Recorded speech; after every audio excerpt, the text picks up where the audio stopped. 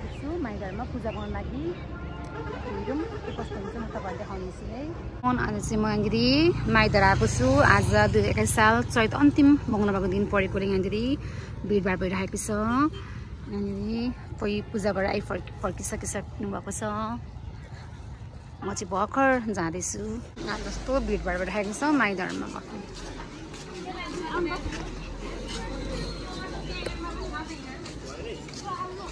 यस्तो भिडभाड आज अन्तिम भएको कारणले गर्दा कति धेरै पूजाहरू गर्ने भक्तजनहरू हुनुहुन्छ।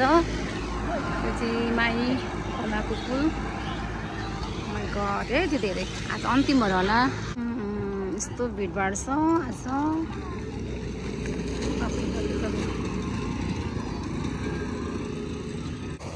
यो चाहिँ कन्काई माईको खोला जो पनि यहाँ पूजा गर्न आउनुहुन्छ।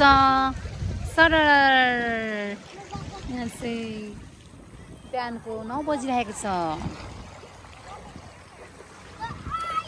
यहाँनिर म चाहिँ पूजा गरिसकेँ। टपरी चाहिँ अघि मैले बगाइसकेँ। आजको चाहिँ यहाँ भिडभाड पुरा भइरहेको छ। अघि ट्र्याक्टरले झनै हामीलाई पानीले सबै छल्केर बगाए पनि सबै मेरो सामानहरू, तर पनि केही छैन, मनको सफा हो। यो चाहिँ कन्काई मन्दिरको लङ ब्रिज हो। यहाँ बहिनीहरू पनि हुन्छ, उहाँले धेरै हेल्प गर्नुभएको छ। बहिनीहरू दमबाट आउनुभएको छ। अनि यहाँनिर पूजा गरिसकेँ मैले चाहिँ। दुःख सुख मैले टिका पनि लगाइसकेँ। अब ल्यासी आज चाहिँ यहाँ पूजा गर्न आएको छु माइघरमा। चैत 21 सालमा अन्तिम मङ्गलबार परेको कारणले गर्दा रमाइलो भइरहेको छ। अनि यहाँ म त गएँ यता ल यहाँ खोलामा पनि आएको छु। अघि हामी टपरी चाहिँ पकाइसकेको छ होइन, रमाइलो भएको छ।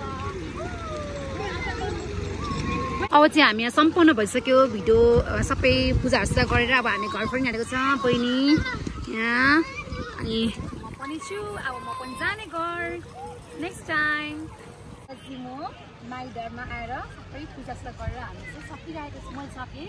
अब चाहिँ रमाइलो भयो आजको दिन। आज मङ्गलबार दिन चैत 81 सालको खुसी भयो। By by. पूजाहरू गरेर फर्किँदैछु मेरो घर टाउन केर्खा।